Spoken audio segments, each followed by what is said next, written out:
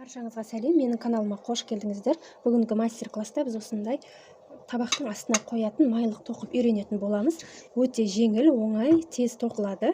Тіпті жаңадан бастап жатқандар бұл майлықты тоқи алады. Мастер-класты бастамас бұрын менің каналыма тіркеліп қойыңыздар. Өйткені менің каналымда көптеген тегін мастер-класстар бар, және алдағы уақытта көптеген сабақтар шығатын болады. Ал біз тоқыманы бастаймыз. Салфетка тоқу үшін мен осындай түстегі жіптерді алдым. Ақ түсіменде Aliza Diva Silk Effect 100 грамда 300 метр, өте әдемі жіп. Және қызыл жібімде сондай Aliza Diva Silk Effect 100 грамда 300 метр қалдық жіп. Бірақ салфетка тоқуға бұл маған жетеді.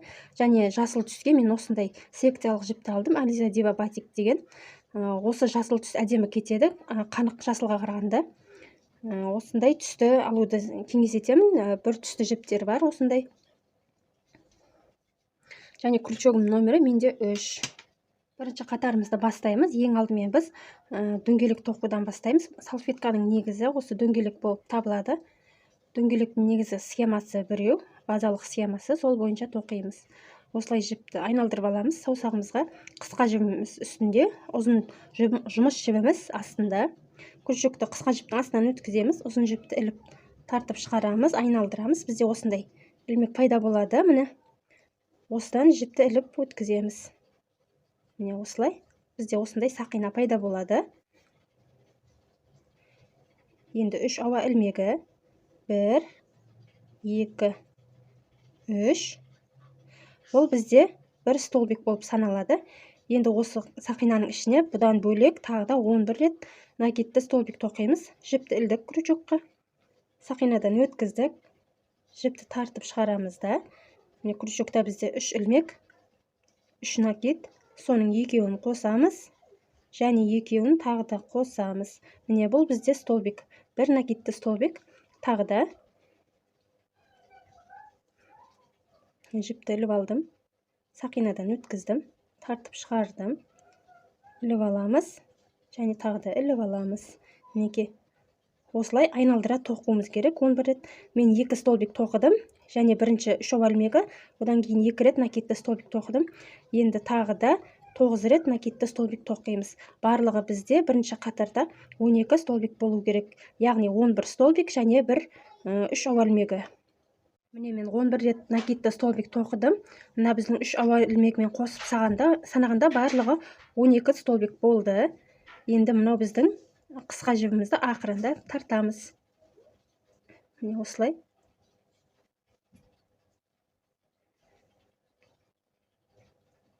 Міне 3 ауа ілмегінің жоғарғысымен біріктіреміз қатарды.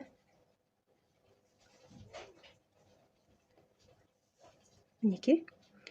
Енді тағы да 3 ауа ілмегі. Барлық қатар осы 3 ауа ілмегінен басталады. 2, 3. Жіпті ілеміз. Осы жерге, біздің біріктірген жерге тағы да бір рет накидті столбик тоқимыз. Мінекей. 1, 2. Жіпті ілеміз. Келесі мынау біздің столбикке 2 рет накидті столбик тоқимыз. 1, міне. Екіншісі осы жерге, міне тағы да 2. Келесіне 2 рет. Міне бірінші столбикті тоқыдым. Жіпті ілемін де, міне екіншісіне тоқимын. Осылай айналдыра біздің бірінші қатардағы столбиктердің әрқайсының басына 2 рет накидті столбиктен тоқып шығамыз. Екінші қатарда бізде 24 столбик болуы керек.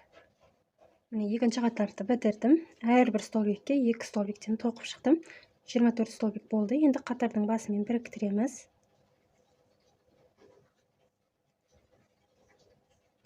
Тағы да 3 ауа ілмегі. 1, 2, 3. Жіпті ілеміз. Мынау біздің келесі столбикке 2 рет накидті столбик тоқимыз. 1, 2. Келесіне 1 столбик. Келесіне 2 столбик тоқимыз.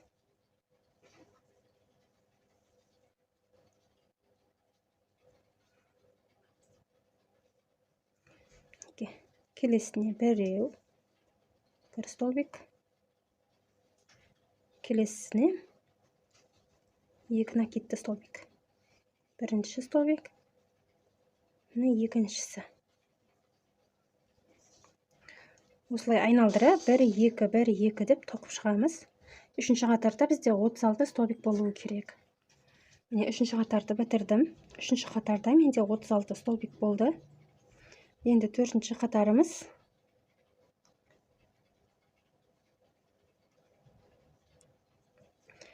Үш ауа ілмегі 1 2 3 жіпті іліп аламыз. Келесі столбикке бір рет накидті столбик тоқимыз. Міне. Енді келесіне 2 столбик тоқимыз. Біріншісі, осы жерге тағы да екіншісін тоқимыз. Міне. Келесіне 1 столбик. Келесіне тағы 1 столбик. Келесіне 2 рет накидті столбик тоқимыз. Біріншісі, мынау екіншісі.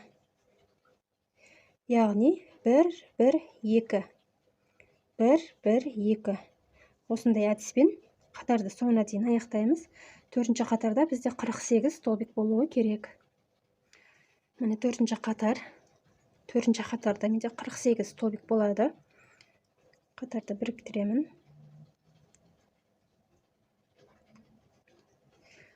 Енді келесі бесінші қатарымыз 3 ауа ілмегі 1 2 3. Келесі столбикке 1 рет накидті столбик. Келесіне 1.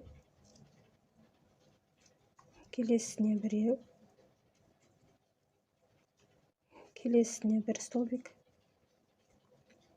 Келесі ілмекке 1 столбик. 1 2 3 4 5 6. Келесіне 1 столбик. Міне 7 столбик тоқыдық. Мына 3 ауа ілмегін қосқанда 7 болды. 1 2 3 4 5 6 7. Енді 8-шісіне 2 рет накидті столбик тоқимыз. Міне біріншісі, міне екіншісі. Әрі қарай тағы да 7 накидті столбик. 1 2 3 3 4 5 6 7. Және келесі 8-шісіне 2 рет накидті столбик тоқимыз. Біріншісі міне осы жерге тағы да екіншісі. Осындай әдіспен 5-ші қатарымызды тоқимыз. Міне 5-ші қатарды бітірдім. 5-ші қатарда менде 54 столбик болды. Әрбір 8-ші столбикке 2 столбиктен тоқыдым. Енді біздің 6-ші қатарымыз 3 ауа ілмегі 1 2 3. Және тағы біреуін қосамыз. Міне 4-шісі. Жіпті ілеміз. Келесі столбикке біздің 1 рет накидті столбик тоқимыз. Жіпті ілеміз. 1 ауа ілмегін тоқимыз. Жіпті іліп аламыз да, келесі столбикке 1 рет накидті столбик тоқимыз. 1 ауа ілмегі, мінеке. Жіпті ілеміз. Келесі столбикке 1 рет накидті столбик тоқимыз. 1 ауа ілмегі. Яғни біздің әр столбиктердің арасына ауа ілмегін тоқып шығамыз. Ауа ілмегі. Жіпті ілеміз. Мінеке. Осылай айналдыра тоқып шығамыз. Мінеке, 6-ші қатарды бітірдім. Әр столбиктің арасына 1 ауа ілмегінен тоқылды. Енді қатардың басымен біріктіреміз. Бізде мынау бұл жерде 4 ауа ілмегі, соның 3-шісіне бекітеміз. Міне осылай, осындай болды. Енді біздің осы 6-ші қатарымызды тағы да 2 рет қайталаймыз. 1 2 3. Міне 3 ауа ілмегі, 1 столбик және 1 ауа ілмегін қосамыз. Жіпті іліп аламыз крючокқа, осы столбиктің басына тоқимыз. 1 ауа ілмегі. Келесі столбиктің басына тоқимыз. Міне бізде осындай болып келе жатыр. Мына жиектерінің жалбырап тұрғанынан еш қорықпаңыздар. 2 қатар тоқыған кезде бұл тегістеледі, столдың үстіне тегіс болып жататын болады. Мен ауа ілмегін қосып 3 қатар тоқып болдым. Барлығы менде 8 қатар болды. Енді әрі қарай тағы да кеңейтеміз. Ол үшін міне 3 ауа ілмегі, 1, 2, 3. Енді тағы да 2 ауа ілмегін қосамыз. 1, 2. Жаңа мына жерде 1 ауа ілмегін қоссақ, енді мына келесі қатардан бастап уже 2 ауа ілмегін қосатын боламыз. Мына жерге келесі столбикке 1 рет накидті столбикті оқимыз. 2 ауа ілмегі, 1, 2. Келесі столбикке 1 рет накидті столбик. 1, 2 ауа ілмегі. Келесі столбикке 1 рет накидті столбик. Осындай әдіспен қатарды аяқтаймыз, және де тағы да 2 қатар осылай тоқимыз. Міне мен 2 ауа ілмегі қосылған қатарды тоқып болдым. 1 ауа ілмегі қосылған 3 қатар тоқыдым, және 2 ауа ілмегі қосылған тағы да 3 қатар тоқыдым. Барлығы менде 11 қатар болды. Енді жиегін тегістейміз. 1, 2, 3 ауа ілмегі. Енді мына ұяшықтарға тоқимыз. Бірінші накидті столбик, екінші накидті столбик.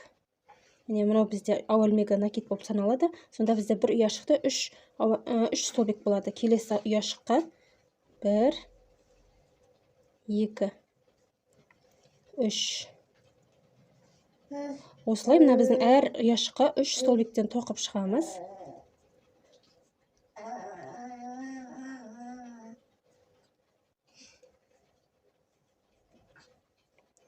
Міне бізде осылай болып жатыр. Осылай айналдыра тоқып шығамыз. Міне осындай болды. Әр ұяшыққа 3 столбиктен тоқып шықтым. Енді тағы бір қатар айналдырып тоқимыз, ешқандай өзгертусіз. Әр столбикке 1 столбиктен. 1, 2, 3. Бұл жерде басқа түс пайдалансаңыздар да болады. Осылай ешқандай өзгертусіз айналдыра әр столбикке тоқып шығамыз. Міне менде ақ жіптен тоқылған салфетканың негізгі бөлігі дайын болды. Енді гүлін тоқитын боламыз. Ол үшін жасыл жібімізді аламыз. Менде осындай жіп. Осы секциялы жіптің жасыл жібін пайдаланамын. Сіздер біркелкі түс алсаңыздар да болады. Осылай кез келген бір ілмектен іліп аламыз.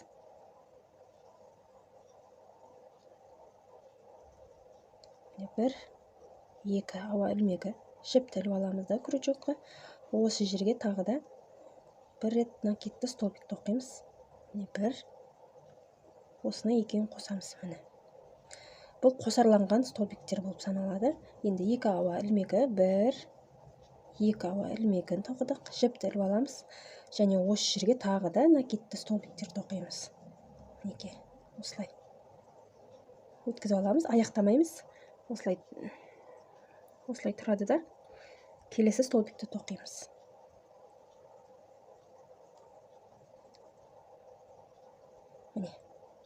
Енді осы үшеуін қосамыз. Бұл бізде басы біріккен 2 столбик. 1 ауа ілмегі. Шіптелеміз крючокқа. Мына жерде бізде 1, 2, 3 столбик қалдырып кетеміз. 4-шісіне тоқимыз. Осылай. Столбикті аяқтамаймыз. Міне мұқият қараңыздар. Келесі столбикті тоқимыз.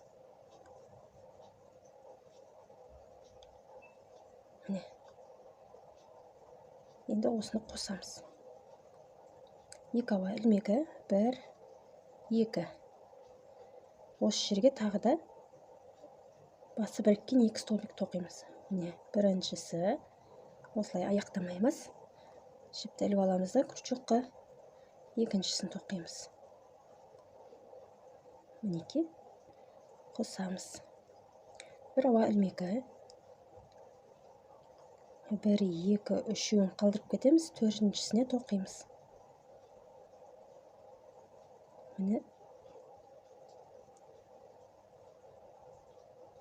Осылай екеуін қосамыз. 2 ауа ілмегі.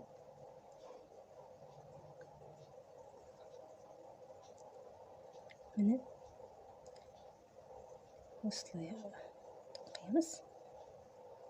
Міне осыны қоса саламыз. Бір ауа ілмегі. Міне осындай тәртіппен айналдыра тоқып шығамыз. Міне мен жасыл жіппен тоқып болдым. Менде мына жерде 5 столбик артық қалды. Бізде ештеңе етпейді, осылай қосып жібереміз.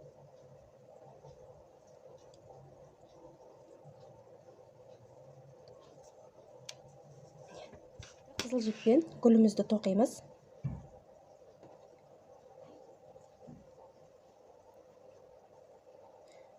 Осылай біздің ауа ілмегі тоқыған жерден өткіземіз күртшікті. 1, 2, 3 ауа ілмегі. Жіпті іліп аламыз күртшікқа. Осы жерге тағы 5 рет накидті столбик тоқимыз. 1, 2, 3, 4 және 5-шісі 5. Сонда мына ауа ілмегін қосқан кезде бізде барлығы 6 столбик болып саналады. 1, 2, 3, 4, 5, 6. Енді осы жерде бір ауа ілмегі, біздің мына ауа ілмектерінің үшіншісінен жоғарғысынан күртшікті өткіземіз да, мына біздің жұмыс жібімізді іліп аламыз. Осыны осылай өткізіп тартамыз. Бізде осындай саңылау пайда болады. Осы жерге тоқимыз. Қазір мұқият болыңыздар. Мінекей. 1, 2, 3 ауа ілмегі. Мына біздің саңылауға өткіземіз. Жіпті тартып шығарамыз да, накидсіз столбик тоқимыз. Тағы да 1, 2, 3. Осы жерге тағы өткіземіз де, накидсіз столбик тоқимыз. Тағы да 1, 2, 3. Осы жерге өткіземіз саңылаудан, накидсіз столбик тоқимыз. Міне. Енді бір ауа ілмегі. Мына біздің бір ауа ілмегі тоқылған жерге жасыл жіппен осы жерге бекітеміз. Накидсіз столбик тоқимыз, яғни осылай. Міне. Тағы да бір ауа ілмегі. Мына жерге 6 рет накидті столбик тоқимыз.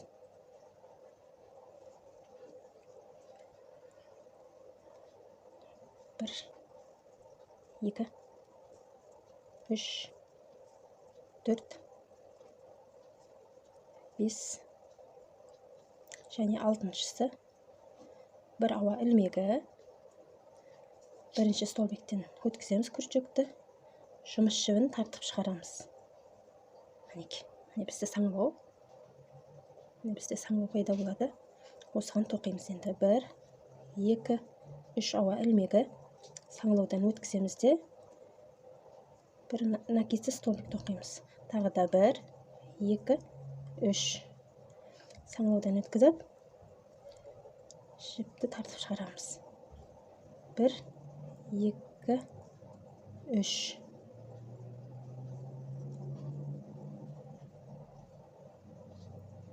Не осылай бір ауа ілмегі біздің жасыл жапырағымызға бекітеміз.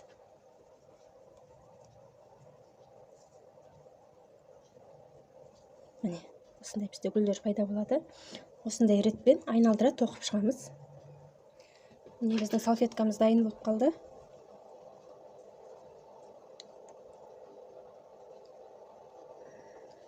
Мына жерге қыстырамыз.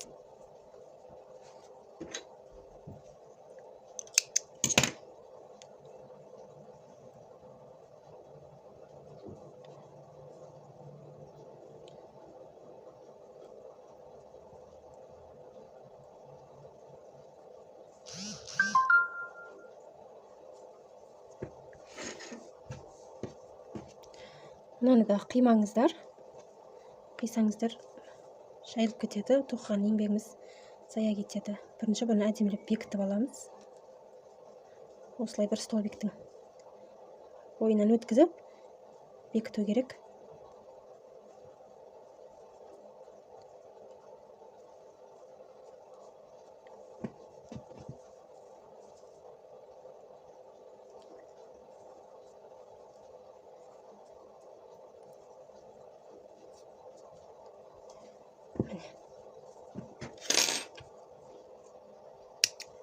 міне бізде осындай әдемі майлықтар пайда болды.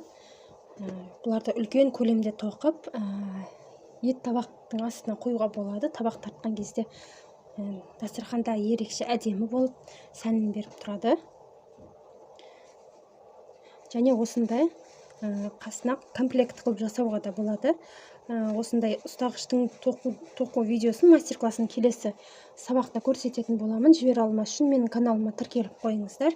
Келесі кездескенше сау болыңыздар.